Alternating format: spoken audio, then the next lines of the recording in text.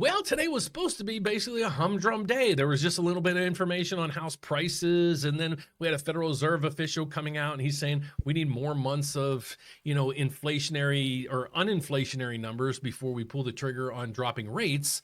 But then there was this little bond auction that's taking place. So if you're a little confused, let's get over to it. Here's the headlines that we have today. Home prices reach another record high in March. And then Kashkarian, he sits on the board and he's a hawkish, meaning he's always wanting interest rates to be higher. But this is the piece of the puzzle that I didn't really think was going to cause a huge reaction in the markets today. But here's what's happening to the mortgage bond market right now. It's crumbling. So this means mortgage rates are probably going to go up maybe by 0.1. Okay, nothing huge, but look at all these over here. Every time you see that orange dot, that means a bank just reissued interest rates, higher interest rates. Okay, so bank after bank after bank is coming in right now, issuing their rates much higher. What's happening behind the scenes? Well, you're seeing the price of this mortgage bond actually dropping. What's behind that? Okay, so let me explain. What are bonds? Well, bonds are this. Why does our government even issue treasury bonds? Well, the US government issues treasury bonds to raise money for short-term needs such as funding public projects. Okay? So basically what it means is the federal government, if it had the money, it would just pay for these projects. But it doesn't have the money, and I'm going to prove that right here. This is our deficit. Okay? It's at $34.7 trillion and it's growing. You don't see that number going backwards, you see that number going forward. Okay, so that means that the government is issuing treasuries after treasuries after treasuries. Investors have to gobble this stuff up at the rates that we have now, because if there's not much of an appetite for these things, it could actually cause the prices to go down and interest rates to go up, like you learn on this channel. Okay, so this is what's happening. So you're having the price of these bonds kind of plummeting, pushing up yields. Every time you see this little red orange dot, you can see that a mortgage company actually raised their rates. So you can see Wintrust just raised their rates, Plaza Mortgage, US Bank, and the list goes on and on and on. So what's actually happening? We had two treasury auctions going today, and you can see it says right here, tepid for twin auctions. So if you break this down, what are those auctions? So we go over to here, we hit the 2-year treasury auction and click it.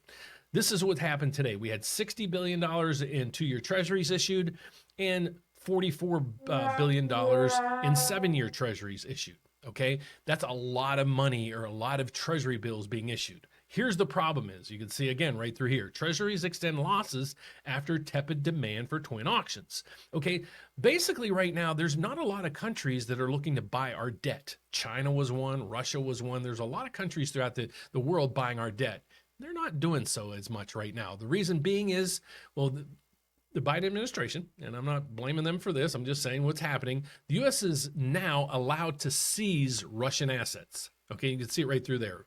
And this is just recent, April 24th, right through here. A month after that period, the president will be allowed to seize, confiscate, transfer, or vest any Russian state's assets, including any interest within the U.S. Jurisdiction. So meaning our government can freeze or hold or just grab Russian assets. Well, that's also making other countries like China a little bit skittish. So China now they're divesting themselves of the U.S. debt. Okay, so let's look at this. You have a ton of U.S. debt hitting the markets. You have 60 billion there, you have 44 billion there, okay? And then you have people not buying this stuff. All right, we just saw there wasn't much demand for it, and the reason for that is China's not buying. You can see right through here, China's divesting themselves of this, and you have Russia that can't even invest in these things. So you have a lot of things coming to the market and not a lot of buyers. What happens? Well, think of the housing crash in 2008. There was a lot of people forced into selling their homes because of subprime mortgages. You had way too much of that stuff hitting the market, making the prices of those crash. But what do we know about bonds?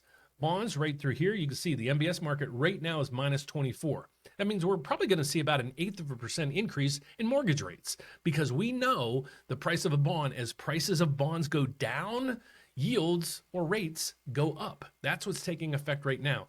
So our national debt is starting to really affect everything. at this point, and even first-time home buyers. So that is our information today.